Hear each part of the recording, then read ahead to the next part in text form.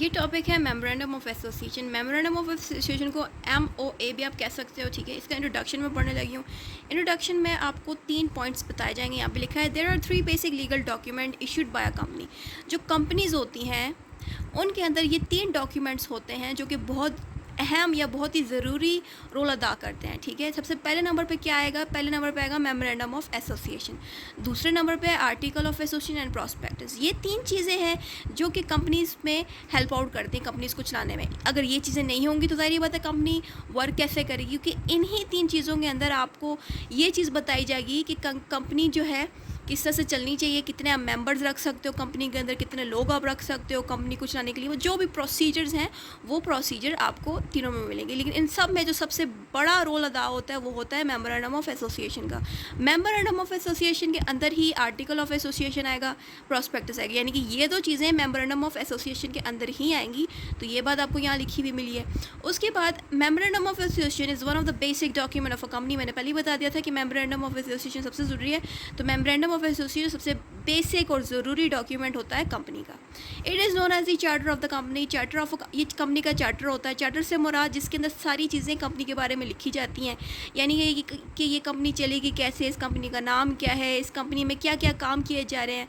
काम से मुराद कि ये कंपनी जूते बनाने वाली कंपनी है, ये कंपनी कपड़े बेच रही है, या ये कंपनी शुगर बना रही है। बहुत सारी चीज़ें होती हैं, बहुत सारी कंपनीज होती हैं। तो मेमोरेंडम ऑफ एसोसिएशन में ये चीज़ बताई जाती है कि जो कंपनी है ये किस चीज़ के लिए कंपनी बनी है, इसमें कितने लोग हैं। तो इसलिए हम मेमोरेंडम ऑफ एसोसिएशन को चार्टर करें। चार्टर का मतलब यही होता है कि कंपनी के अंदर क्या क्या काम हो रहे हैं, किस तरह वो चलती है। तो ये बात यहाँ लिखी है। Memorandum of association defines the constitution of a company. Constitution, अगर आपने कॉन्स्टिट्यूशन ऑफ पाकिस्तान पढ़ा हुआ है या कॉन्स्टिट्यूशन ऑफ इंडिया या जहाँ से भी आप देख रहे हो वीडियो, जो कॉन्स्टिट्यूशन होता है वो उसमें होता क्या है? कॉन्स्टिट्यूशन पूरे के पूरे कंट्री को, पूरे मुल्क को चलाता है। कैसे चलाता है? कि कॉन्स्टिट्यूशन के अंदर तमाम चीज़ें लिखी जाती हैं कि भाई गवर्नमेंट का ये फलाना हेड ये काम करेगा, गवर्नमेंट की पुलिस ये काम करेगी। ये सारी चीज़ें आपको कॉन्स्टिट्यूशन में मिलती हैं। वैसे ही मेमोरेंडम ऑफ एसोसिएशन एक तरह का कॉन्स्टिट्यूशन है कंपनी के लिए, यानी कि इस मेमोरेंडम ऑफ एसोसिएशन का सब कुछ ये बताया जा रहा है कि कंपनी चलती कैसे, इसके क्या क्या काम होते हैं। इसीलिए हम मेमोरेंडम ऑफ एसोसिएशन को कॉन्स्टिट्यूशन ऑफ अ कंपनी कह रहे हैं। Memorandum of association contains the fundamental ज़रूरी conditions upon which a company is registered. वही बात, एक ही बात को बार बार दोहराई जा रहा है, जिसमें इन्होंने यहाँ पे ये बात लिख दी है कि जो मेमोरेंडम ऑफ एसोसिएशन है वो कंपनी का सबसे ज़रूरी डॉक्यूमेंट है, जिसके अंदर कुछ कंडीशंस या कुछ रूल्स मौजूद होते हैं जिससे कंपनी वर्क करती है। यानी कि जो भी कंपनी के बारे में चीज़ें लिखी जाएंगी ना मेमोरेंडम ऑफ एसोसिएशन की, मतलब एक डॉक्यूमेंट, एक कागज़ है, ठीक है। उसके अंदर जो भी रूल्स लिखे जाएंगे, भाई फ़लाँ बंदा कंपनी का ये हेड ये काम करेगा, ये हेड वो काम करेगा, कंपनी के जो एम्प्लॉयज़ हैं वो ये काम करेंगे, कंपनी के अंदर मतलब जितने लोग हैं उनके बारे में जो चीज़ें एक पेपर पे लिखी जाएंगी उसको हम कहेंगे मेमोरेंडम ऑफ एसोसिएशन। और ये सारी चीज़ें इसमें बताएंगी। भाई एक ही बात बार बार रिपीट हो रही है तो कन्फ्यूज़ होने की ज़रूरत नहीं है। फिर उसके बाद कुछ रेलेवेंट प्रोविजंस मौजूद है, section 240, 27 to 35 of the companies act, ठीक है। तो अब ये जो चैप्टर है इसमें आपको ये सारे सेक्शंस पढ़ाए जाएंगे, ठीक है, वो आगे आएंगे। अब दूसरी हेडिंग है हमारे पास meaning of the memorandum of association. इसके अंदर आपको वही एग्जैक्ट सेम बात बताई जा रही है जो इंट्रोडक्शन में दी गई है कि memorandum of association is a legal document which is prepared by the registrar. अच्छा, अब मेमोरेंडम ऑफ एसोसिएशन को बनाता कौन है? मेमोरेंडम ऑफ एसोसिएशन को रजिस्ट्रार बनाता है, ठीक है। रजिस्ट्रार मेमोरेंडम ऑफ एसोसिएशन को बनाता है। ये बात उन्होंने यहाँ लिखी है, सही हो गया। और ये जो मेमोरेंडम है ये एक लीगल डॉक्यूमेंट है। उसके बाद आगे क्या लिखा हुआ, आगे पढ़ते हैं। Is prepared by the registrar of the companies for the companies formation and the registration process. ये जो रजिस्ट्रार साहब हैं, ये जो सर है, ये जो मेमोरेंडम ऑफ एसोसिएशन बनाते हैं, क्यों बनाते हैं? ताकि कंपनीज़ के तमाम कंपनीज़ किस तरह बनती हैं, फॉर्मेशन करती हैं, किस तरह से कंपनी को अंदर चलना चाहिए, क्या क्या उनको काम करने चाहिए, ये चीज़ें रजिस्ट्रार साहब लिख देते हैं मेमोरेंडम के अंदर। It defines the companies relationship with the share holders and contains conditions on which company operates. Company जो है शेयर होल्डर का रिलेशनशिप बताती है। शेयर होल्डर कौन होते हैं? अब एक बंदा है, उसने कंपनी बनाई है, ठीक है। वो अपनी कंपनी जब बनाता है तो अपने कुछ शेयर्स मार्केट में ले आता है और कहता है कि मेरी कंपनी में आप पैसा खर्च करें या आप लोग अपने पैसे लगाएं, जो लोग पैसे लगाते हैं उस कंपनी पे उसको हम शेयर होल्डर्स कहते हैं। तो यानी कि जो कुछ भी उस मेमोरेंडम के अंदर बात हो रही है, मेमोरेंडम में शेयर होल्डर्स का जिक्र होगा। मेमोरेंडम शेयर होल्डर कौन लोग होते हैं? जो आपकी कंपनी से शेयर खरीदते हैं, उनका जिक्र भी मेमोरेंडम में होगा। उसके अलावा कंपनी के क्या क्या काम है, जो भी प्रोसीजर्स हैं वो आपको मेमोरेंडम में मिलेंगी। ये सिंपल वही मीनिंग को उन्होंने इस जगह पे एक्सप्लेन कर दिया इंट्रोडक्शन को ही। फिर डेफिनेशन आएगी, डेफिनेशन के अंदर भी वही चीज़ें लिखी जाती हैं जो ऊपर इंट्रोडक्शन और मीनिंग में लिखी गई है। According to the black star dictionary, a legal document setting up a corporation either with or without limited liabilities or including the company's name, purpose and duration। वही सेम बात देखिए कि भाई ये जो मेमोरेंडम ऑफ एसोसिएशन है ये एक लीगल डॉक्यूमेंट, ठीक है, लीगल डॉक्यूमेंट है। उसके अलावा ये जो लीगल डॉक्यूमेंट है इसके अंदर यानी कि जो मेमोरेंडम है, जो लीगल डॉक्यूमेंट है, इसी मेमोरेंडम के अंदर कंपनी के बारे में चीज़ें लिखी जाएंगी, लोगों की रिस्पॉन्सिबिलिटीज़ लिखी जाएंगी, ठीक है। ये चीज़ें यहाँ लिखी हैं। एक ही बात ये लोग बार बार घुमा के करते हैं, तो कंफ्यूज होने की ज़रूरत नहीं है। अब पहला सेक्शन आ गई, जो भी सेक्शंस यहाँ पे मौजूद हैं ये मैंने स्टार्टिंग पे ही लिख दिया था, इनका जिक्र कर दिया था, तो उन्हीं को अभी हम पढ़ने लगे हैं। तो पहला सेक्शन है सेक्शन 24। अब सेक्शन 24 के बारे में हम शुरू करने लगे। अब मैंने अपने नोट्स में एक चीज़ की है कि जब भी मैं किसी सेक्शन का जिक्र करती हूँ तो सबसे पहले मैं उसका रेफरेंस ऊपर लिख देती हूँ। यानी कि अगर ये सेक्शन यहाँ पे मैंने लिखा है तो उसका मैंने रेफरेंस भी लिखा है कि ये जो सेक्शन है ये कंपनीज एक्ट 2017 से निकला है, ठीक है। तो आप चाहो तो इस तरह की रेफरेंस दे दो, तो इससे आपके मार्क्स में इंक्रीज़ आएगा। अब शुरू करते हैं। Memorandum means memorandum of association of a company as originally framed as altered from time to time in pursuance company law of this act. यानी कि जो मेमोरेंडम ऑफ एसोसिएशन है, ठीक है, ये कंपनी का एक फ्रेम्ड हुआ हुआ, फ्रेम्ड का मतलब है बनाया हुआ डॉक्यूमेंट है। फ्रेम्ड का मतलब है बनाया हुआ, अल्टर्ड का मतलब है यानी कि बने हुए डॉक्यूमेंट को चेंज करना। बने हुए डॉक्यूमेंट को चेंज जब करते हैं ना उसको हम कहेंगे अल्टर्ड। फ्रेम्ड का मतलब है जो भी ताज़ा बनाओ। तो वही सेम बात रिपीट हो रही है, इस तो बार बार दोहराते रहते हैं कि बात को, तो कंफ्यूज नहीं होना। या अब यही लिखे कि मेमोरेंडम ऑफ एसोसिएशन एक कंपनी का या तो फ्रेम डॉक्यूमेंट होता है या अल्टर्ड डॉक्यूमेंट है जिसको चेंज किया जाता है। और अल्टर्ड होता है टाइम टू टाइम, यानी कि सपोज कंपनी में कुछ चेंज आप ला रहे हो तो वो चीज़ जब आप चेंज करते हो मेमोरेंडम ऑफ एसोसिएशन के अंदर, तो उसके अंदर जो चेंजेस आएंगे उसको हम कहेंगे अल्टर्ड डॉक्यूमेंट। और ये altered document time to time change होता है। तो ये बात उन्होंने यहाँ लिखी है। इसके बाद importance of the memorandum of association, इसकी हम कुछ इंपॉर्टेंस पढ़ेंगे कि मेमोरेंडम ऑफ एसोसिएशन क्यों ज़रूरी है, ये बात उन्होंने यहाँ लिखी है। Importance of memorandum of association are mention below. इसमें तकरीबन कितने टॉप पॉइंट्स है, 3 पॉइंट्स है। तो पहला पॉइंट ये है कि the memorandum of association is a charter. वही इंट्रोडक्शन वाली बात उन्होंने यहाँ लिख दी है कि जो चार्टर है ये कंपनी का, ठीक है। Charter means a written document establishing a company as a corporation and detailing its structure and operation. अब चार्टर का मतलब आपको यहाँ पे साफ साफ बता दिया गया है कि जो चार्टर होता क्या है। चार्टर वो होता है जो कंपनी के बारे में ये बताता है कि इस कंपनी में क्या चीज़ लिखी गई है, ये कंपनी क्यों ज़रूरी है, इसका क्या स्ट्रक्चर है, किस तरह से इस कंपनी को काम करना चाहिए, कितने लोग हैं, क्या क्या ये चीज़ें बताई गई हैं। और ये सारा कुछ मेमोरेंडम ऑफ एसोसिएशन के अंदर होता है। और मेमोरेंडम इसलिए बहुत ज़रूरी होता है, ये बात यहाँ लिखी है। The memorandum of association is a document which regulate companies affairs. यानी कि मेमोरेंडम ऑफ एसोसिएशन इसलिए ज़रूरी है क्योंकि इसके होने से एक कंपनी अपने रेगुलेशन कर सकती है। यानी कि कंपनी तभी चल सकती है जब मेमोरेंडम ऑफ एसोसिएशन मौजूद हो। अब थर्ड पॉइंट है अ कंपनी कैन ओनली, हाँ यहाँ पे भी वही बात लिखी है कि एक कंपनी तभी चल सकती है जब उसके मामलात यानी कि उसके बिजनेसेस उसके जितने भी मामलात हैं वो मेमोरेंडम ऑफ एसोसिएशन में अगर लिखे होंगे तभी कंपनी अच्छे से चल सकती है। ठीक हो गया। अब ज़ाहिरी बात है आपने कंपनी बनाई है, ठीक है, आपने कंपनी बनाई थी, आपने उसके रूल्स वगैरह लिख दिए थे मेमोरेंडम ऑफ एसोसिएशन में। कल को आप फोत हो जाते हो या आपका हादसा हो जाता है, आप नहीं चला पाते, तो आपने तो कंपनी चलाने का तरीका मेमोरेंडम ऑफ एसोसिएशन में लिख दिया गया था। तो आपके बाद जो आपके आने वाली नस्लें हैं वो जब उस मेमोरेंडम ऑफ एसोसिएशन को पढ़ेंगी उसमें तरीका लिखा होगा कि भाई कंपनी को किस तरह चलाना है, कितने लोग रखने क्या है, तो उससे क्या होगा कि आपके आने वाली नस्ल को भी समझ आ जाएगी कि कंपनी को चलाना कैसे। तो इसीलिए मेमोरेंडम ऑफ एसोसिएशन बहुत ज़रूरी किरदार अदा करता है कंपनीज़ को चलाने के लिए। ठीक है, ये बात आपको यहाँ लिखी मिलेगी। इस पूरे पैच में यही बात बताई जा रही है कि कंपनी मेमोरेंडम ऑफ एसोसिएशन की वजह से चलता है। दूसरी हेडिंग है time place for filing memorandum of association.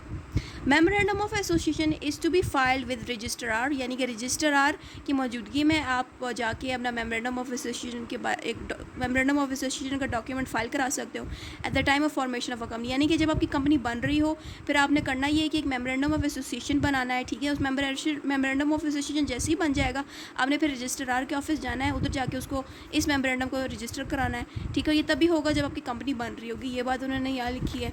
दूसरी हेडिंग है हमारे पास पर्पस क्या होता है मेमोरेंडम ऑफ एसोसिएशन का। The main purpose of memorandum of association is to enable shareholders, creditors and those who concern with the company, यानी कि जो भी कंपनी से जिनका ताल्लुक है, ये जो शेयर होल्डर्स हैं, क्रेडिटर्स हैं, जितने भी लोग हैं कंपनी में जो काम कर रहे हैं, जिनका कोई रोल अदा हो रहा है कंपनी में, उन सब के बारे में आपको मेमोरेंडम ऑफ एसोसिएशन के अंदर मिलेगा। ये इसका पर्पज़ है, ये पर्पज़ है मेमोरेंडम ऑफ एसोसिएशन का कि ये आपको ये बताता है कि भाई इन लोगों का, चाहे वो शेयर होल्डर है, क्रेडिट, जो भी बंदे हैं, उनका काम क्या है, उन्होंने किस तरह से अपनी रिस्पॉन्सिबिलिटी निभानी है। तो ये चीज़ आपको यहाँ पर मिलेगी। इवन मीनिंग्स भी मैं वर्ड्स के लिख देती हूँ। ये सारे नोट्स आपको मेरे वेबसाइट पर मिल जाएंगे, इवन मैंने यूट्यूब पर भी चढ़ा देने हैं। उसके अलावा सेक्शन 31, अब यहाँ से आगे ऑब्वियसली सेक्शंस शुरू हो रहे हैं, तो सेक्शन वाइज आपको सब कुछ समझाऊंगी। पहला सेक्शन है 31 हमें क्या सिखा रहा है, form of memorandum of session. Memorandum shall be printed, signed and dated, यानी कि जो कागज़ है जिस पे तमाम चीज़ें लिखी जाएंगी कि कंपनी को चलाने के लिए, वो जो कागज़ है उसको हम मेमोरेंडम कहेंगे। वो मेमोरेंडम प्रिंट भी हुआ हो, यानी कि वो मेमोरेंडम ओरिजिनल के साथ प्रिंट शक्ल में भी मौजूद हो, उसके बहुत सारे प्रिंट निकले हुए हैं उस कागज़ात पे बाकायदा साइंस हुए हों, शेयर होल्डर्स के भी, क्रेडिटर्स के भी, जो लोग कंपनी में काम कर रहे हैं उनके साइन हुआ हो। उसके अलावा डेट लगी होनी चाहिए, कौन कौन सी डेट पे क्या क्या काम हुआ था, वो सारी चीज़ें आपको उस कागज़ पे यानी कि मेमोरेंडम ऑफ एसोसिएशन के पेज पे लिखनी चाहिए। ये बात सेक्शन 31 में बताई जा रही है, forms of memorandum of association. अब इसी सेक्शन 31 को आगे डिवाइड किया गया है। पहला सेक्शन 1 पे आ रही है बात, तो ए के according memorandum of association should be printed in the manner generally accepted, यानी कि इसको प्रिंट करना चाहिए, ठीक है, ये बात यहाँ लिखी है। बी के अकॉर्डिंग डिवाइडेड टू पैराग्राफ, यानी कि जो भी मामला, जो भी चीज़ें आप चाहते हो कि भाई कंपनी को किस तरह चलना चाहिए, वो एक ही लाइन में ना लिखें। जो चीज़ें हैं उसको स्टेप बाय स्टेप पैराग्राफ की शक्ल में तोड़ दें, यानी कि आप लिखते हो कि भाई कंपनी का जो शेयर होल्डर है वो फ़लाँ काम करे, कंपनी के जो क्या कहते हैं एम्प्लॉयज़ है वो फ़लाँ काम करे। अब एम्प्लॉयज़ की बात को आप अलग पैराग्राफ में लिखो, उसको शेयर होल्डर के साथ ना लिखो। ये बात उन्होंने यहाँ पे लिखी है कि जो भी चीज़ आप लिखते हो, करते हो, उसको अलग अलग पैराग्राफ में लिखो। ये बात उन्होंने यहाँ लिखी है। फिर सेक्शन सी के according memorandum of association should be signed by each subscriber, यानी कि सब्सक्राइबर्स वही होते हैं जो आपके शेयर होल्डर को ख़रीदते हैं। अब इन्होंने ख़रीदा नहीं हुआ, अब फ़र्क क्या है सब्सक्राइबर में और शेयर होल्डर में। शेयर होल्डर वो होते हैं जिन्होंने शेयर ले लिए होते हैं, लेकिन सब्सक्राइबर्स वो होते हैं जिन्होंने अभी शेयर्स लेने हैं। फ़र्क समझ आई? सब्सक्राइबर्स वो होंगे जिन्होंने अभी तक शेयर्स लिए नहीं हैं, इन्होंने अभी लेने हैं, इसलिए हम इनको सब्सक्राइबर कहेंगे, शेयर होल्डर नहीं कहेंगे। शेयर होल्डर वो होंगे जो शेयर होल्डर ले चुके हैं। तो ये फ़र्क है। तो यहाँ पे सेक्शन सी के अकॉर्डिंग ये है कि भाई memorandum of association should be signed by each subscriber, यानी कि जिन लोगों ने अभी शेयर होल्डर बने नहीं हैं लेकिन शेयर्स लेने हैं, उन लोगों के भी साइन होने चाहिए इस मेमोरेंडम ऑफ एसोसिएशन के अंदर। आगे बात लिखी है who shell add his present name in full, यानी कि जो सब्सक्राइबर्स हैं उनको अपना नाम पूरा लिखना चाहिए, उनको अपनी लोकेशन लिखनी चाहिए। ऑक्यूपेशन का मतलब अपनी लोकेशन लिखनी चाहिए। उन्हीं सब्सक्राइबर्स को अपने फादर्स के नेम यानी अपने वालिद साहब का नाम भी लिखना चाहिए।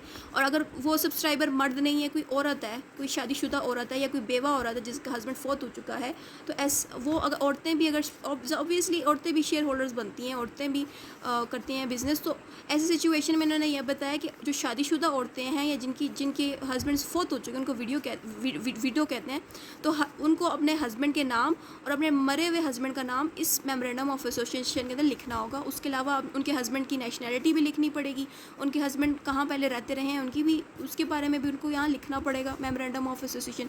और the requirement as written above for the subscribers, ये सब्सक्राइबर्स के बारे में बताया जा रहा है, पहले ही बता दिए, ये वो लोग हैं सब्सक्राइबर्स जिन्होंने अभी शेयर लेने हैं कंपनी से।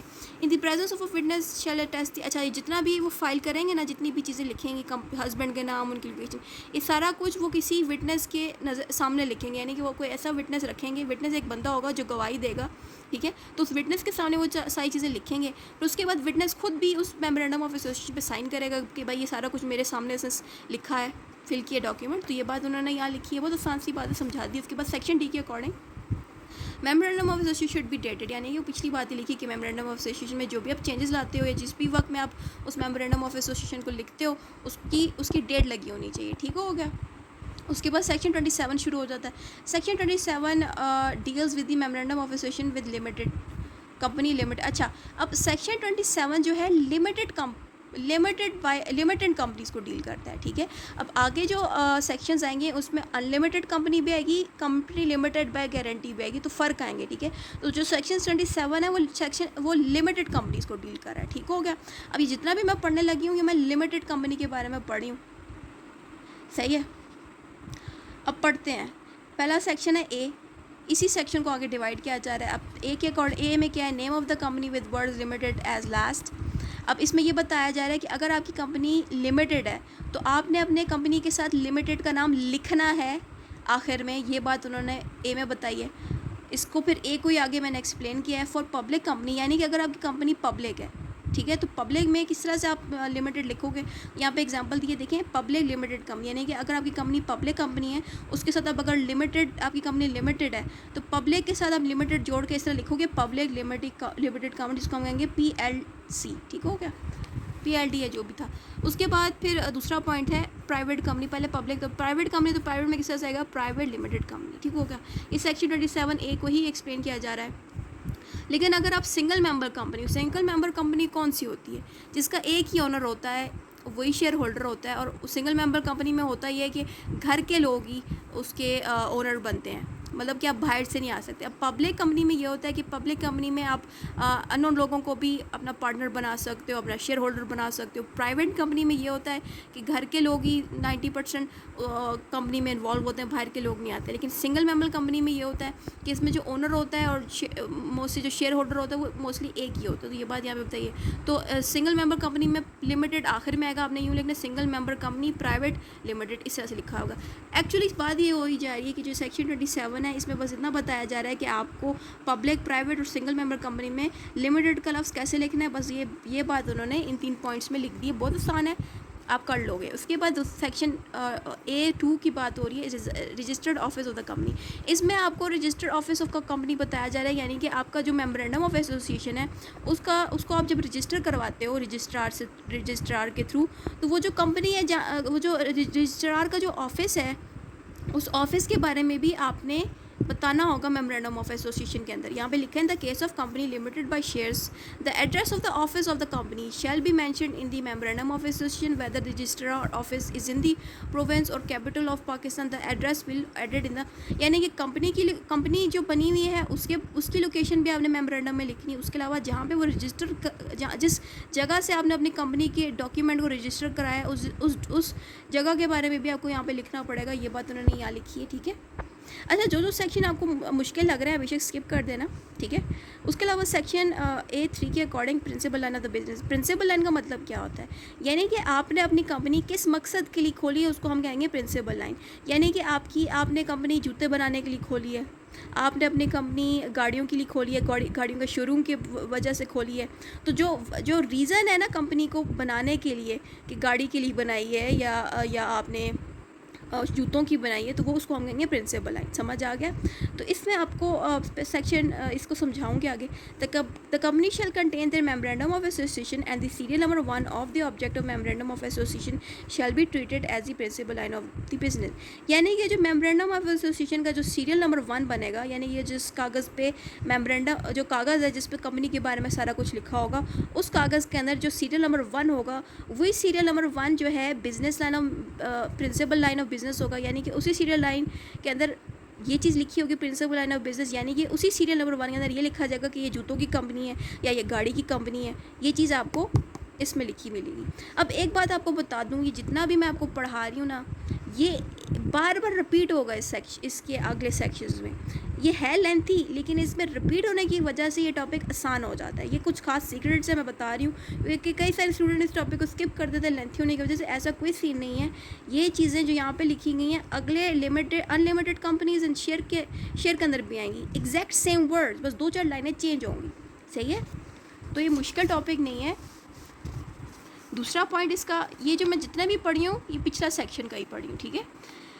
If the serial number 1 of the memorandum of association is not the principal line. अब यहाँ पे ये बात बता रहे हैं कि आपने पहले तो सीरियल नंबर 1 में बता दिया कि भाई मेरी जो कंपनी है वो जूते बनाने की कंपनी है, वो तो आपको पता था, आपने लिख दिया। लेकिन अगर आपका कोई बिजनेस लाइन है ही नहीं, आपको पता ही नहीं है कि आपने करना क्या है कंपनी बना के, आपको पता ही नहीं है कि आप उसको जूतों के लिए बना रहे हो या गाड़ियों का शोरूम बना रहे हो, और आप उस चीज़ को मैंशन भी नहीं करते मेमोरेंडम ऑफ एसोसिएशन में, तो इसके बारे में उन्होंने यहाँ बात लिखी है, if the serial number 1 of the memorandum is not the principal line of the business then a revised copy should be furnished to the registrar which should contain object of the state. अब यहाँ पे ये कह रहे हैं कि अगर आपने मेंशन नहीं किया अपने बिजनेस लाइन को, यानी कि अपना मकसद नहीं बताया कि वो जूतों बनाने की कंपनी है, कपड़ों की कंपनी है या गाड़ी की है, तो उसको फिर आपने डॉक्यूमेंट को दोबारा से फर्निश करो, दोबारा से बनाओ और रजिस्ट्रार को फर्निश कर दो, देना। इसकी मैंने मीनिंग भी लिख दी, देना। तो आप अपना एक डॉक्यूमेंट बनाओ दोबारा से, जिस पे आप लिख दो कि भाई ये जो कंपनी है ये किस पर्पज़ के लिए बनी है, ये जूते बनाने के लिए बनी है, ये चीज़ आप लिख दोगे। लिखने के बाद रजिस्ट्रार के हवाले करोगे, रजिस्ट्रार उस पर साइन वगैरह करेगा और सीरियल नंबर 1 के अंदर फिर उस चीज़ के बारे में लिख दिया जाएगा कि ये जो कंपनी है ये जूते बनाने की है। ये बात उन्होंने यहाँ लिखी कि अगर नहीं मेंशन तो आपका काम है आप उसको मेंशन करो सीरियल नंबर 1 में।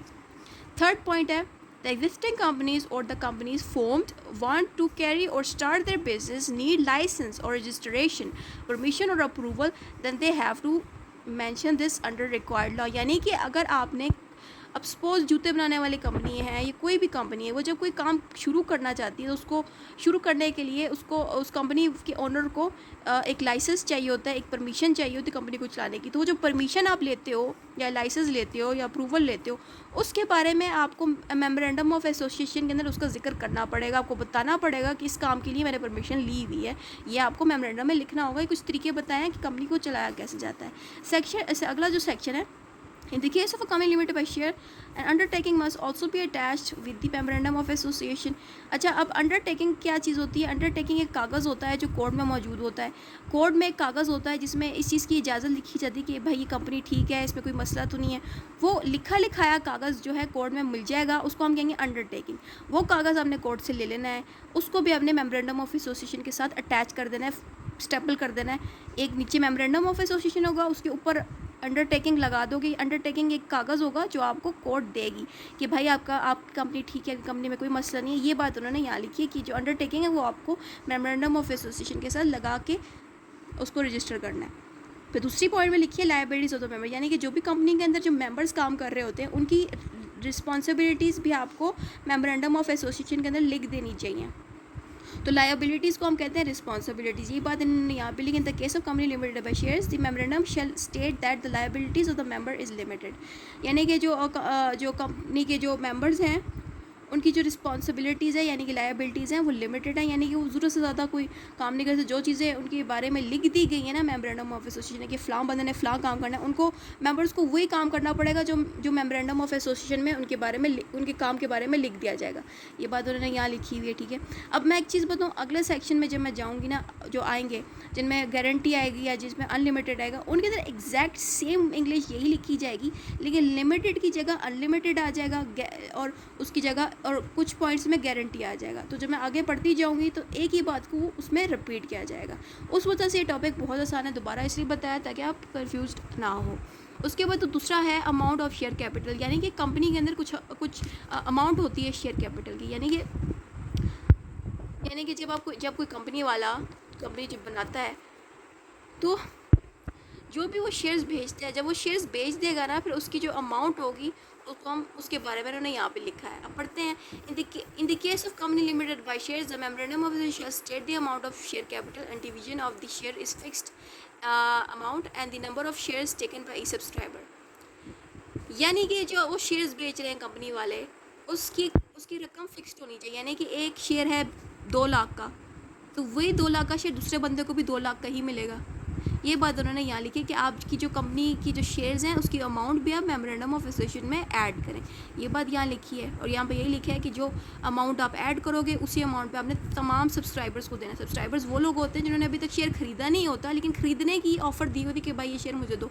ये बात उन्होंने यहाँ लिखी है। ये जो दूसरा सेक्शन है सेक्शन 27 भी, अभी जितना भी मैंने पढ़ाया ये सारा का सारा सेक्शन 27 ही पढ़ी हूँ, सेक्शन 27 की डिवीजन्स पढ़ी हूँ आगे, ठीक है। तो जो 27 है इसमें ये बताया जा रहा है नंबर ऑफ़ शेयर, यानी कि जो सब्सक्राइबर है, सब्सक्राइबर कौन था, वो लोग होते हैं जिन्होंने अभी तक शेयर खरीदे नहीं होते लेकिन अपनी ऑफ़र लगाई होती कि भाई ये शेयर आप हमें दे दें। तो जो ये लोग फिर अपनी ऑफ़र देते हैं कि भाई हम आपसे शेयर खरीदने लगे। तो जो भी बंदा शेयर खरीदेगा उसको कम से कम एक शेयर तो लाजमी खरीदना है। एम या आपने शेयर ख़रीदा ही नहीं है, आपने कोई एक भी शेयर नहीं ख़रीदा, तो जब शेयर ख़रीदा ही नहीं है ना आपकी कोई नीयत है, तो ऐसी सिचुएशन में उसको ना तो सब्सक्राइबर कहेंगे, उसकी कोई इन्वॉल्वमेंट नहीं होगी। लेकिन जो बंदा ख़रीदने लगे कम से कम उसको एक खरीदने पड़ेंगे। आप वैसे तो एक से ज़्यादा लोग खरीदते हैं, 2 खरीद लेते हैं, 10 खरीद लेते हैं, लेकिन यहाँ पे सेक्शन 27B में सिंपल बात ये बताई जा रही है कि जो भी बंदा शेयर खरीदना चाह रहा है उसको कम से कम एक वो लाजमी खरीदे। एक खरीदेगा तभी उसका नाम, तभी उस सब्सक्राइबर का जिक्र उस मेमोरेंडम में होगा। ये बात उन्होंने यहाँ लिखी है। Write opposite to his name the number of share. ठीक हो गया। अब जो सब्सक्राइबर है जिसने अभी तक शेयर खरीदा नहीं है, लेकिन इसने साइन कर दिया कि भाई फ़लाँ शेयर मैं खरीदने लगा हूँ, मैं इतने इस शेयर के पैसे मैं फ़लाँ डेट को दे दूँगा। पैसे इसने दिए नहीं, अभी तक शेयर होल्डर बना नहीं है, लेकिन इसने अपने आप को रजिस्टर करा दिया है भाई कि ये वाला शेयर मैं लूँगा। तो जो बंदा जितने शेयर खरीदेगा, सपोज एक सब्सक्राइबर ने 2 ले लिए हैं, एक ने 3 ले लिए हैं, तो जिस सब्सक्राइबर ने जितने खरीदे होंगे ना शेयर, उस शेयर की अमाउंट साथ लिख दी जाएगी। यहाँ पे उन्होंने यही बात लिखी है कि each subscriber of memorandum association shall write opposite to his name, यानी कि अपने नाम के सामने ये लिख देगा कि उसने कितने शेयर्स खरीदे हैं। ये बात यहाँ लिखी है। सेक्शन 28 के अकॉर्डिंग ये था कि the memorandum of the company limited by guarantee. अब ये बात वो आई है ना जो मैं पहले बताती रही हूँ, ये जो पिछला जितना भी है ये सारा कुछ आपको सेक्शन 28 के अंदर भी मिलेगा, यानी कि जो 27 सेक्शन जितना भी मैंने पढ़ा है वो सारा का सारा सेक्शन 28 के अंदर भी मिलेगा। लेकिन फ़र्क कितना होगा, पीछे जो था वो कंपनी लिमिटेड थी, इसमें है कि कंपनी लिमिटेड बाय गारंटी आएगा, तो वर्डिंग सेम होगी बट हर लाइन के साथ गारंटी का जिक्र आएगा। ठीक है, वही सेम चीज़ है, आपको बता दी जल्दी कि वो एक जैसी चीज़ है। देखिए नेम ऑफ द कंपनी का नेम लिखा जाएगा। इसमें वही जैसे पीछे नहीं था कि public limited company, private limited company, वही चीज़ यहाँ पे लिखी है। फ़र्क इतना है कि यहाँ पे पब्लिक गारंटी लिमिटेड कंपनी आएगी, यानी कि 28(1)(a) के अकॉर्डिंग जो कंपनी है, अगर वो कंपनी गारंटी वाली कंपनी, उसमें शेयर हो, गारंटी में और दूसरे कंपनी में क्या फ़र्क है, गारंटी कंपनी में शेयर्स नहीं होते। ठीक है, तो गारंटी वाली जो कंपनी होती है उसको अपने साथ लिखना होगा अपने नाम के साथ कि वो कंपनी गारंटी लिमिटेड कंपनी है, अपने साथ लिख देना चाहिए। ये बात उन्होंने यहाँ लिखी है। Registered office of the company, ये लाइन एग्जैक्टली वही वर्डिंग है जो मैंने पीछे लिखी गई है, पीछे लिखी थी ना, वही वर्ड्स यहाँ पे लिखे हुए हैं। समझाने की ज़रूरत नहीं है कि भाई जो भी आप कंपनी पे जो गारंटी वाली कंपनी है वो जब अपने आप को रजिस्टर करवाएगी, अपनी लोकेशन भी डाले, जहाँ से रजिस्टर कराया उस जगह की लोकेशन डाले, वही सेम बात आगे रिपीट हो रही है। वही बिजनेस लाइन वाली बात इसमें रिपीट हुई है। बस फ़र्क इतना है कि इसमें आपको ये देखिए गारंटी का सिर्फ वर्ड्स गारंटी वाले वर्ड्स लिखे हुए मिलेंगे, बाकी as it is same words हैं पीछे वाले इसमें आएंगे। ठीक हो गया। अब ये अंडरटेकिंग, वही सेम अंडरटेकिंग की लाइन यहाँ पे आपने लिख देनी है। फ़र्क सिर्फ इतना है कि जब यहाँ पे आप अंडरटेकिंग के बारे में बताओगे ना पिछली लाइन से, तो आपने गारंटी का जिक्र कर देना है, इसमें भी आपने गारंटी का जिक्र कर देना है। वही पिछली बातें लिखी जा रही हैं, पीछे भी लायबिलिटीज़ ऑफ मेंबर थी, इसमें भी लायबिलिटी ऑफ मेंबर है, लेकिन इसमें गारंटी का जिक्र कर देना है। वर्डिंग एक जैसी है, सिर्फ गारंटी का लफ्ज़ ऐड हो रहा है। ठीक हो गया। मैं समझा इसलिए नहीं रही क्योंकि पहले आप पढ़ चुके हो। Undertakes to contribute to the asset of the company, ये थोड़ा फ़र्क है, ये मैं पढ़ दूँ। पिछला वाला मैंने नहीं समझा क्योंकि सेम रिपीट होता है, ये लाइन फ़र्क है। इसमें क्या लिखा है इसके बारे में यहाँ पे उर्दू इसमें पढ़ देती हूँ।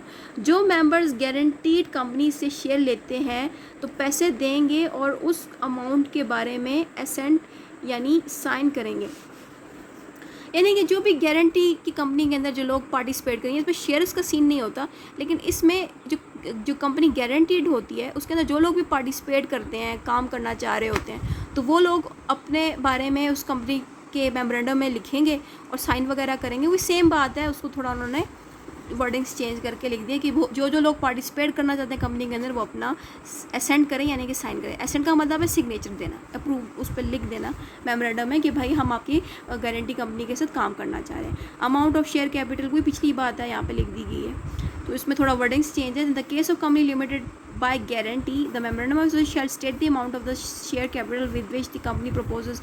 ये एग्जैक्ट वही है जो पीछे पड़ा हुआ है। ठीक है, तो समझाने की ज़रूरत नहीं है, आप जब पढ़ोगे आपको खुद समझ आ जाएगी कि मैं क्यों कह रही हूँ कि एक जैसी चीज़ है। अब सेक्शन 29 अनलिमिटेड कंपनी को डील करता है। अब फ़र्क क्या है, जो सेक्शन 28 है वो गारंटी को डील करता है, सेक्शन 27 लिमिटेड को डील करता है और सेक्शन 29 अनलिमिटेड को डील करता है। तो उसी जब सेक्शन 29 जब आगे चलता जाएगा, उसको जब आगे चलाएंगे तो आप देखोगे वही सेम बात पिछली वाली आगे रिपीट होगी। तो सेक्शन 29 के अकॉर्डिंग देखो नेम का जिक्र किया जाएगा। आप याद रखो जो भी आप पीछे पढ़ोगे उनका जो स्टार्टिंग पैच है उसमें सिर्फ नेम का जिक्र सबसे ज़्यादा होगा। ठीक है, नेम से मुराद कि किस तरह से आपने अपने कंपनी का नाम लिखना। अगर पब्लिक अपना वो क्या कहते हैं लिमिटेड है तो लिमिटेड का नेम लिखना है, अनलिमिटेड है अनलिमिटेड का नेम लिखना है, गारंटी है तो गारंटी वाला नेम लिखना है। ये बात शुरू में आपको बता दी जाएगी। यहाँ पे लिखा है देखो सेक्शन 28A, इसको आप देखो तो यहाँ पे लिखा हुआ मिलेगा। In the case of an unlimited company the memorandum of association shall state the name of the company with the words unlimited, ठीक है, such as public unlimited company. बहुत आसान तरीन बात है कि भाई अगर अनलिमिटेड कंपनी है आपकी तो आपने अपने कंपनी के साथ लिख देना अनलिमिटेड कंपनी, बात खत्म। बी में registered office of the company, वही पिछली वाली बात रिपीट हो रही है। Principal line of the business, वही पिछली वाली बात रिपीट हो रही है, ठीक हो गया। ये वही पिछला सीन है। फिर अंडरटेकिंग, वही पिछली बात रिपीट होगी। लाए, वही पिछली बात रिपीट, जो रिपीट वाला है ना वो आपको बता रही। स्टेट द अमाउंट ऑफ, ये भी वही पिछली बात है। अब यहाँ पे आगे सीन ख़त्म हो गया, अब ये यहाँ पे आगे ख़त्म हो गया। अब ये इससे आगे ये हमें पढ़ाया जाएगा कि आपने कंपनी बना ली है, ठीक है, आपने कंपनी बना ली, 10 साल 5 साल चलती रही है, ठीक है, लेकिन अचानक 10 साल बाद आपका इरादा चेंज हो गया कि भाई मैं जूतों का बिज़नेस कर रहा हूँ, अब मैं जूतों के बिज़नेस की जगह मैं गाड़ियों का शोरूम खोल लेता हूँ। तो अचानक से आपका दिल किया कि मैं अपनी प्रिंसिपल लाइन चेंज कर देता हूँ, तो उसको चेंज करने को हम कहेंगे अल्ट्रेशन। अल्ट्रेशन इन मेमोरेंडम, यानी कि आपने अपने जूतों की काम की जगह अचानक से कहा है कि मैं गाड़ियों का शोरूम खोल लेता हूँ या गाड़ियों का बिज़नेस शुरू कर देता हूँ, लेकिन कंपनी वही रहेगी। तो सीन ये होगा कि आपने उस पुराने मेमोरेंडम ऑफ एसोसिएशन को अल्टर कर देना। ये बात यहाँ पे लिखी है, पढ़ लेती हूँ। Memorandum of association is considered as unaltered document but it can be amended by passing special resolution. यहाँ बात ये हो रही है कि एक्चुअली में मेमोरेंडम ऑफ एसोसिएशन तो अल्टर वगैरह चेंज नहीं होता, लेकिन इसको चेंज करने के लिए आपको एक स्पेशल रेजोल्यूशन पास करना पड़ता है। Following sections explain process for alteration memorandum, ठीक है। अब ये जो अगले सेक्शन है इसमें आपको ये बताया जाएगा कि अल्ट्रेशन होती कैसे है, इसका तरीका क्या है अल्ट्रेशन करने का। तो process of alteration of memorandum, ये मैंने खुद कई सारी हेडिंग में खुद से देती बुक से हट गए, ठीक है। तो यहाँ पे ये है कि सेक्शन 32 एंड सेक्शन 33 हैं, ये जितने भी सेक्शंस लिखे जाएंगे इस सारे सेक्शंस अल्ट्रेशन को डील करते हैं, यानी कि जो भी मेमोरेंडम के अंदर चेंजेस आएंगी उसको ये निकले सेक्शंस डील करेंगे। अब पहले सेक्शन से शुरू करते हैं, सेक्शन 32। सेक्शन 32 अल्ट्रेशन मेमोरेंडम वाली हेडिंग है। फिर इसके आगे सेक्शंस की इसी की डिवीजन हुई हुई है। इसमें कंपनी में भी कंपनी में बाय स्पेशल रेजोल्यूशन, यहाँ पे बात बता दी थी ना कि अल्ट्रेशन तभी हो सकता है जब उसमें स्पेशल रेजोल्यूशन हो। अब स्पेशल रेजोल्यूशन होता है कि आपने उस पर कुछ खास चेंजेस लानी है, उसको हम स्पेशल रेजोल्यूशन कहते हैं। अ कंपनी में भी may by special resolution alter the provisions of इस मेमोरेंडम। प्रोविजंस वो होते हैं कि आपने एक पेज लिखा, उसमें आपने लिखा है आर्टिकल 1, खुद से मैं वैसे ही बता रही हूँ। आपने एक पेज है, उसमें आर्टिकल 1 पे आप लिखते हो कि भाई मेरे कंपनी का ये काम है, इसलिए जूते बनाने। दूसरे सेक्शन पे आप नंबर दे देते हो आर्टिकल 2, तो उस पर आप मतलब जो भी उसमें प्रोविजंस या आर्टिकल्स लिख रहे हो उस एक आर्टिकल को जब आप चेंज करते हो उसके बारे में उन्होंने सेक्शन 31 में बताया है, ठीक है, कि कंपनी में बाय स्पेशल रेजोल्यूशन अल्टर यानी कि चेंज द प्रोविजंस, जो भी उस पूरे डॉक्यूमेंट की बात नहीं करें, कोई एक खास लाइन जो आप चेंज कराना चाहते हो उसको हम प्रोविजन कहेंगे। एक हो सकती है, 2 हो सकती हैं, उसको आप चेंज कर दो। तो ये बात उन्होंने यहाँ पे लिखी है, आसान सी बात है। अब दूसरे सेक्शंस पे जाते हैं तो फर्दर डिवीजन ऑफ सेक्शन 32(1), यानी कि ये जो पिछला सेक्शन नहीं था ये वाला, इसी को आगे डिवाइड कर दिया गया, ठीक है।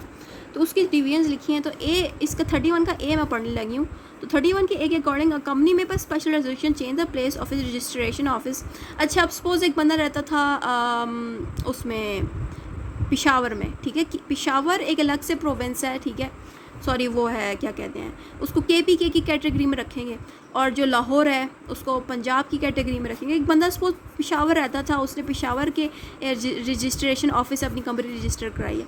कल को वो बंदा जाके शिफ्ट हो जाता है लाहौर में, यानी कि पंजाब वाले डिस्ट्रिक्ट में या एरिया में शिफ्ट हो जाता है। तो फिर उसको सीन ये है कि फिर उसको अपना रजिस्ट्रेशन ऑफिस चेंज करना पड़ेगा, यानी कि उसने जो पेशावर में यानी कि KPK वाला जगह पे जो रजिस्ट्रेशन कराई थी उसको हटा के जब वो लाहौर की यानी कि पंजाब की जब रजिस्ट्रेशन कराएगा तो उसके जो चेंजेस लाएगा ना लोकेशन की, वो चीज़ भी उसको मेमोरेंडम ऑफ एसोसिएशन में लिखनी पड़ेगी। ये बात उन्होंने सेक्शन 31 इसमें लिख दी है, ठीक हो गया। यहाँ पे लिखे ना change the place of registration office, बस ये चीज़ यहाँ लिख दी है। चेंज इन इस प्रिंसिपल लाइन ऑफ बिजनेस, ये वही बात है कि अगर आपको अपना कारोबार चेंज करना है, आपने बाकी कुछ नहीं चेंज करना, कंपनी भी हुई है, सब कुछ हुई है, लेकिन आप कहते हो भाई मैं जूते बनाने की जगह या कपड़ों के बिज़नेस की जगह मैं सोच रहा हूँ मैं गाड़ियों का शोरूम खोल लेता हूँ या गाड़ियों वाला काम शुरू कर देता हूँ। ये जो काम चेंज करना होता है, जो कारोबार को चेंज करना होता है, इसको हम प्रिंसिपल लाइन कहते हैं। तो अगर आपने प्रिंसिपल लाइन चेंज करनी है तो इसके बारे में आपको सेक्शन 31(2)(b) में लिखा हुआ मिलेगा। अ कंपनी में by special changes principal line of business, simple सी बात लिखी है कि अगर आपको अपना प्रिंसिपल लाइन चेंज करना है तो आपको स्पेशल रेजोल्यूशन पास करना पड़ेगा। ये बात उन्होंने यहाँ लिख दी है। Change in the licence and registration, यानी कि आपने कोई और काम शुरू किया है और उसको जो दूसरा काम आपने शुरू किया उसके लिए आपको एक लाइसेंस लेना पड़ेगा, ठीक है। तो जो आप वहाँ से लाइसेंस लोगे उस लाइसेंस के बारे में भी आपको मेमोरेंडम में लिखना पड़ेगा। यानी कि पहले आप ले चुके हो लाइसेंस किसी और काम के लिए, वो तो लिख चुके हो, लेकिन आप कहते हो भाई मैं कारोबार ही चेंज कर रहा हूँ। तो जब आप कारोबार चेंज करते हो तो उसके लिए भी आपको लाइसेंस दोबारा से लेना पड़ेगा। तो वो जब दोबारा से लोगे उसके बारे में भी, उस लाइसेंस के बारे में भी आपने लिख देना है मेमोरेंडम ऑफ एसोसिएशन के अंदर। यानी कि चेंज्ड लाइसेंस को भी आप मेमोरेंडम में लिख दो, ये बात याद रखिए। फिर आता है कन्फर्म्ड बाय द कमीशन। जो भी आप चेंजेस करते हो उस चेंजेस को आपने कन्फर्म कराना होता है किसी कमीशन से। ये बात आपको यहाँ लिखी, यानी कि any change shall not take effect until it gets confirmed by the commission. समझ आ गई मेरी बात? यानी कि आपने लाइसेंस चेंज कराना है तो आपको कमीशन की परमिशन की ज़रूरत पड़ेगी, अप्रूवल की ज़रूरत। अगर आपको लोकेशन चेंज करानी है आपको कमीशन की ज़रूरत पड़ेगी। लेकिन अगर आपने प्रिंसिपल लाइन चेंज कराई, यानी कि अपने कारोबार को चेंज कराया, तब आपको कमीशन की ज़रूरत नहीं पड़ेगी।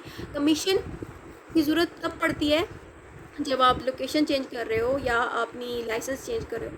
तो अगर कोई और चीज़ चेंज कर रहे हो ना प्रिंसिपल लाइन के बगैर, तो उस पर जब कमीशन अप्रूवल देगा उसके बाद आपकी उस चीज़ पे अफेक्ट होगा, यानी कि उस चीज़ पे अमल होगा।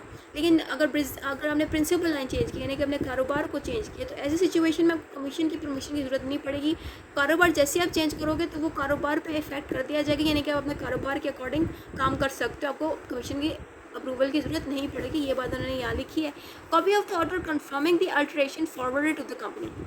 सही होगा कि जो भी आपने डॉक्यूमेंट में चेंजेस लाए थे, वो जो डॉक्यूमेंट जो चेंज हो जाएगा वो डॉक्यूमेंट आपने अपना दे देना है। किसको देना है? यहाँ पे बात देखिए, copy of order form confirming the alteration by the officer of commission. यानी कि जो कमीशन वाला जो डिपार्टमेंट है, वहाँ का जो ऑफिसर है, जब जब कमीशन वाला ऑफिसर आपके उस चेंज डॉक्यूमेंट को जब कंफर्म कर देगा, उस चेंज डॉक्यूमेंट का जो कागज़ है वो आपने किसको देना है? यहाँ पे लिखी हुई है, that one copy will be given to that company who wanted the alteration. यानी कि एक डॉक्यूमेंट जो अप्रूव करेगा ना कमीशन, एक डॉक्यूमेंट कंपनी खुद अपने पास रख देगी और दूसरा document will be delivered to the registrar. यानी कि एक डॉक्यूमेंट कंपनी अपने पास रख देगी और दूसरा कौन सा डॉक्यूमेंट जिसमें आपने चेंजेस की उसके बाद उसको कमीशन से अप्रूव करवाया, उसको जो अप्रूव करवाया ना कमीशन से, उसका एक डॉक्यूमेंट कंपनी खुद अपने पास रख लेगी, दूसरा डॉक्यूमेंट रजिस्ट्रार साहब को दे देगी। ये बात उन्होंने यहाँ लिखी है। उसके बाद altered copy of the memorandum of association, ठीक है। अब इसको पढ़ते हैं। After receiving the copy of the order from the office of commission then the company shall visit the registrar within 30 days. ये भी पिछली बात रिपीट हो रही है कि जैसे उन लोगों को उनके डॉक्यूमेंट को कमीशन साहब ने अप्रूव कर दिया, उस डॉक्यूमेंट जो अप्रूव डॉक्यूमेंट है उसको रजिस्ट्रार के ऑफिस में भेजना 30 डेज़ के अंदर। ये बात यहाँ लिखी। अगर 30 डेज़ गुजर जाते हैं तो रजिस्ट्रार साहब आपके डॉक्यूमेंट को अप्रूव नहीं करेगा, इसलिए आपका काम बनता है कि आपको उस डॉक्यूमेंट को जिस पे कमीशन ने अप्रूव कर दिया, उस डॉक्यूमेंट को विद इन 30 डेज़ रजिस्ट्रार के हवाले कर देना है with the order and the alteration. पहले पढ़ लेती हूँ, मुझे वर्ड्स भूले हुए। Alteration and the association then provide certificate. अच्छा, जब रजिस्ट्रार साहब को आपने 30 डेज़ के अंदर उस कंफर्म डॉक्यूमेंट को, यानी कि कमीशन से कंफर्म होने के बाद रजिस्ट्रार के हवाले जब डॉक्यूमेंट किया, तो रजिस्ट्रार आपको एक सर्टिफिकेट देगा जिसमें ये लिख दिया जाएगा कि आपकी अल्टरेशन हो गई है। फिर यहाँ पे आकर सारा कुछ ख़त्म हो जाता है, ठीक है। जैसे ही आपको सर्टिफिकेट मिल जाएगा, इसका मतलब ये है कि आपका अल्टरेशन हो गई है, अब आपको आगे और कुछ नहीं करना। अब सेक्शन 32(5) को आगे पढ़ा रही हूँ, उसको देख लें। According to section 32(5), when the registration office of the company is transferred to a different jurisdiction, the old registration office location will not be accepted the new. ये वही बात लिखी हुई कि भाई आपका जो रजिस्ट्रेशन ऑफिस, सपोज आपने पिशावर में अपनी जगह को, पिशावर में आप रह रहे थे, ठीक है, वहाँ पे आपने जिस जगह पे अपने, पिशावर को छोड़ो, मैं कोई और चीज़ बता देती हूँ। पिशावर का सीन ये ना कि वो KPK की लोकेशन और पंजाब, इन दोनों, या सिंध, इन तीनों की थोड़ा फ़र्क है ना लोकेशंस में।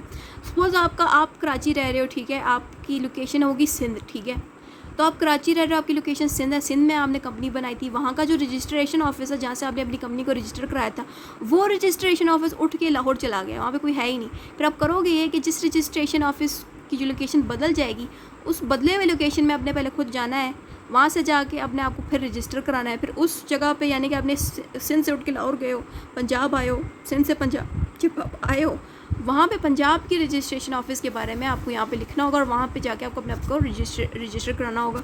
ये बात यहाँ लिखी कि जो नई लोकेशन है उसके हिसाब से आपको चलना होगा। ज़ाहिर बात है जब ऑफिस ही बंद हो गया सिंध में, आप फिर उसका जिक्र कैसे करोगे? तो आपको अपनी लोकेशन चेंज करानी पड़ेगी अगर जगह चेंज हो गई है रजिस्ट्रेशन ऑफिस की। सही हो गया? Alteration involves change in principal line of business के where the alteration involves change in principal the company shall file the amended वही सेम बात है जो पीछे लिखी हुई थी कि भाई अगर आपने प्रिंसिपल लाइन ऑफ बिजनेस यानी कि अपने कारोबार को चेंज कर दिया है, बाकी चीज़ चेंज नहीं की, तो आपको कमीशन की ज़रूरत नहीं है, कमीशन से अप्रूवल लेने की ज़रूरत नहीं है। बगैर अप्रूवल के आपने सीधा रजिस्ट्रार के ऑफिस में जा देना 30 डेज़ के अंदर अंदर आप, और फिर रजिस्ट्रार साहब आपको एक सर्टिफिकेट दे देंगे। लेकिन याद रखिएगा अगर बिज़नेस लाइन के अलावा कोई और चीज़ में हमने चेंजेस किए हैं, जैसे कि लोकेशन में कर दी है या लाइसेंस में कर दिए चेंजेस, ऐसी सिचुएशन में आपको कमीशन की अप्रूवल की ज़रूरत पड़ेगी, तभी रजिस्ट्रार उस पर सर्टिफिकेट देगा। लेकिन अगर आपने बिज़नेस लाइन चेंज की है तो आपको कमीशन की ज़रूरत, अप्रूवल की ज़रूरत नहीं है, आपको डायरेक्ट ही रजिस्ट्रार सर्टिफिकेट दे देगा। सेक्शन 33 अब आ गया, powers of commission when confirming alteration. Commission के बारे में बताया जाए कि क्या पावर्स हैं। द कमीशन में make an order confirming the alteration on such term and condition, यानी कि कमीशन को जब आप वो डॉक्यूमेंट देते हो जिसमें आप चेंजेस ले आए हो, आपने डॉक्यूमेंट चेंज कर दिया मेमोरेंडम का, उसकी बिजनेस साइन लाइसेंस जो भी चीज़ आप चेंज करना चाहते हो आपने चेंज कर दिया डॉक्यूमेंट को, फिर आप वो कमीशन साहब को देते हो कि भाई आप चेक कर लें इसमें क्या क्या चीज़ें मैंने सही चेंज की हैं कि नहीं। फिर कमीशन वाले उस डॉक्यूमेंट को चेक करेंगे कि क्या ये जो चेंज आप लाना चाहते हो कि वो सही है कि नहीं। जब कमीशन उसको अप्रूव कर देगा उसके टर्म्स एंड कंडीशंस को, फिर अगली बात आएगी exercise of discretion by commission. The office of commission has the power to exercise discretion under section 32 section, यानी कि जो कमीशन है उसके पास ये पावर भी है कि आपने जो चेंजेस किए हैं उस चेंजेस को वो अप्रूव करे या ना करे।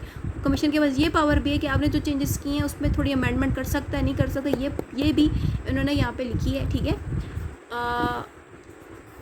As well as for the right of the interest of the creditor, यानी कि जो कमीशन वाले हैं ये जब भी आप जो भी चीज़ चेंज कराना चाहते हो कंपनी में, ये जो कमीशन वाले हैं आपकी कंपनी के जो क्रेडिटर्स हैं, जो मेंबर्स हैं, उनके इंटरेस्ट को देखते हुए आपकी चेंज को एक्सेप्ट करेगी। ठीक है, मतलब कि अगर आपने चेंजेस कुछ ऐसे ही कर दिए जिसकी वजह से आप ही की कंपनी के मेंबर्स को प्रॉब्लम्स आ रही हैं, ये क्रेडिटर्स को प्रॉब्लम्स आ रही हैं, अगर ये कमीशन को पता चल गया कि आपके मेमोरेंडम ऑफ एसोसिएशन चेंज करने से इन लोगों को प्रॉब्लम्स आ रही हैं, तो शायद कमीशन आपकी इस अप्रूवल को एक्सेप्ट नहीं करे। लेकिन कमीशन तभी अप्रूव करेगी कि आपने जो चेंजेस किए हैं क्या वो क्रेडिटर और मेंबर्स को परेशान तो नहीं करी। तो इसीलिए कमीशन जब भी आपके अल्ट्रेशन को यानी कि चेंजेस को देखेगी तो इन लोगों के इंटरेस्ट को ऊपर रखेगी। ठीक हो गया, ये बात उन्होंने यहाँ लिखी है।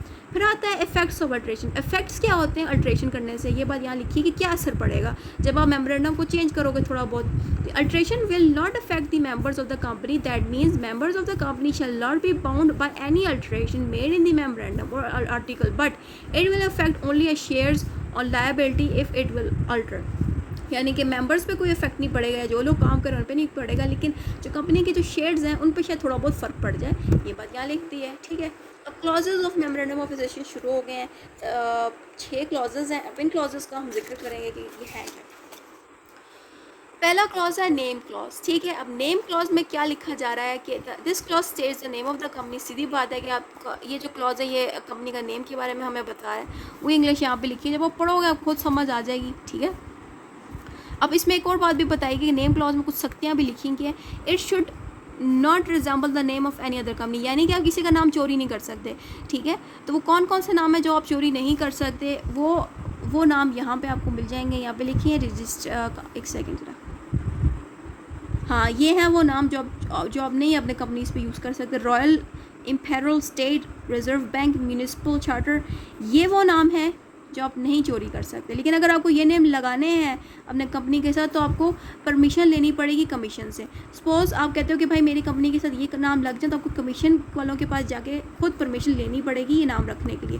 तो ये कुछ खास नाम है जिन पे कुछ रिस्ट्रिक्शंस आ जाती हैं। ठीक है, और यहाँ पे ये भी लिखा है company name can not be used if it is indicating any Pakistani head of the state और head of the foreign state और head of the provincial government और any other authority of the corporate, यानी कि जिस पे ऐसे नाम आप नहीं रख सकते जो किसी हेड को रिप्रेजेंट करे। ठीक है, ये बात आपको, ये सारी बातें आपको नेम क्लॉज में मिल जाएंगी। आसान चीज़ है, आप जब रीडिंग करोगे आपको खुद समझ आ जाएगी। Appearance of the name of the company must appear on every office और द, अच्छा यहाँ पे ये बात लिखी है कि जो भी आप कंपनी के ओनर हो, आपको अपना नाम मेमोरेंडम में भी लिखना होगा, आपके सारे डिपार्टमेंट्स के अंदर लिखना होगा उस कंपनी का नेम, ठीक है, ताकि आपके कंपनी के नेम के साथ ही हर चीज़ चले। ये बात मतलब सीधी सी बात लिखी है भाई, नाम को बहुत इंपॉर्टेंस दे रहे हैं। Change of the name of the company, ठीक है।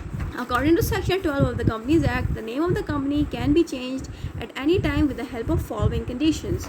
That is by passing a special resolution. पिछली बात वही आगे रिपीट कर दी है कि आपको स्पेशल रेजोल्यूशन पास करना पड़ेगा कि आपने नेम चेंज किया है, नेम चेंज करने के बाद आपको कमीशन से अप्रूवल लेना पड़ेगा, फिर उसके बाद रजिस्ट्रार साहब 30 डेज़ के अंदर रजिस्ट्रार के ऑफिस जाना पड़ेगा। ये वही सेम बात को उन्होंने यहाँ पे लिख दी है। After obtaining the approval of registrar the company of the company, वही बात मैंने बताई है कि जैसे ही आप स्पेशल रेजोल्यूशन करोगे यानी कि अपना नेम चेंज करोगे, कमीशन से अप्रूवल लेने के बाद फिर आपको रजिस्ट्रार के ऑफिस में जाना है, वहाँ से जाके आपको सर्टिफिकेट जब मिल जाएगा तो आपका नेम हो जाएगा परमानेंटली चेंज्ड। ये बात सिंपल सी एक ही बात को ना वो आगे घुमा के लिख देते हैं।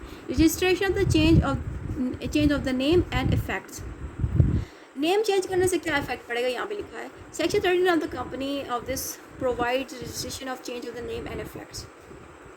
क्या है यानी कि जो आप समझ में आई, सेक्शन 13 जो है कंपनी एक्ट का वो हमें ये बता रहा है कि कंपनी का जब आप नेम चेंज करते हो तो उसका क्या असर होगा कंपनी पे, और उसका नेम को कैसे चेंज किया जाएगा। बस आसान सी बात यहाँ लिखी है, इतनी ज़्यादा कंफ्यूज होने की ज़रूरत नहीं है। दूसरी हेडिंग है, दूसरा क्लॉज पढ़ने लगी हूँ, सिचुएशन क्लॉज पढ़नी। सिचुएशन क्लॉज है क्या? This clause deals with registered address, यानी कि जो पिछला क्लॉज था, नेम क्लॉज था, वो नाम को डील कर रहा है, लेकिन जो सिचुएशन क्लॉज है वो लोकेशन को डील कर रहा है, यानी कि आपका रजिस्टर्ड ऑफिस को, आपकी कंपनी की लोकेशन को, ये उन चीज़ों को डील करता है, ये वाला क्लॉज। ठीक हो गया। Change of the place of registered office, वही बात है ना कि देखो अगर आपका जो ऑफिस है वो प्रोविंस में है तो वो दूसरे प्रोविंस की आप लोकेशन लिखोगे। अगर आपका अगर रजिस्टर्ड ऑफिस किसी टाउन में मौजूद है तो आप वो दूसरे टाउन में अगर चला गया तो आपने उस दूसरे टाउन की लोकेशन लिखनी होगी। वही बात है कि यानी कि एक लोकेशन से दूसरी लोकेशन में चला जाए तो दूसरी लोकेशन को आपने लिख देना है मेमोरेंडम ऑफ एसोसिएशन में, जो कि आपको सिचुएशन क्लॉज में मिलेगा। ये सारा मैं सिचुएशन क्लॉज के बारे में ही पढ़ी हुई कि प्रोविंस से प्रोविंस में शिफ्ट हो जाए, टाउन से टाउन में शिफ्ट हो जाए, बात लिखी है यहाँ पे। दूसरा क्लॉज आ जाएगा, वो जो है ऑब्जेक्ट क्लॉज को डील करता है।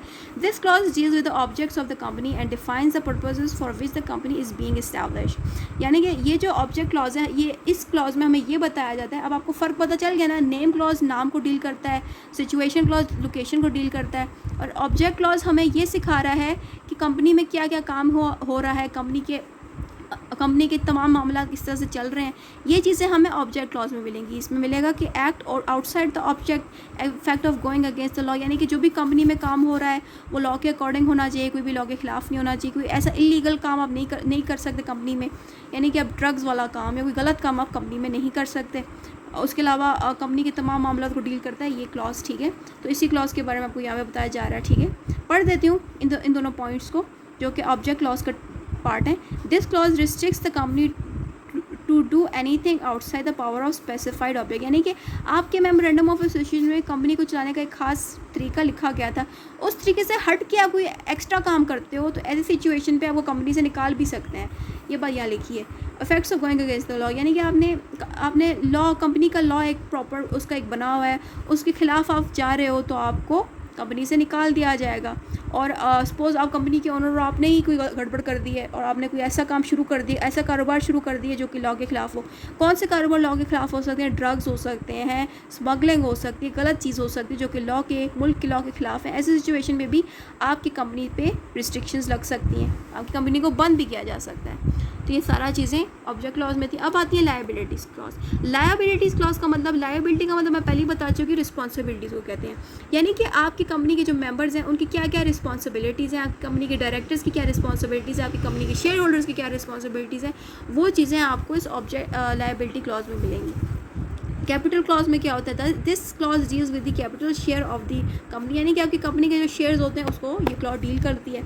Association clause. This clause deals with the willingness of the shareholders of the company regarding with their association to the company, यानी कि जो शेयर होल्डर्स होते हैं उनके इंटरेस्ट को डील करती है। यानी कि इस क्लॉज में हमें ये बताया जा रहा है कि कंपनी के जो शेयर होल्डर्स हैं उनकी क्या क्या ख्वाहिशात हैं, कि उनकी विलिंगनेस थी शेयर लेने की कि नहीं लेने की, ये बात आपको यहाँ मिलेगी।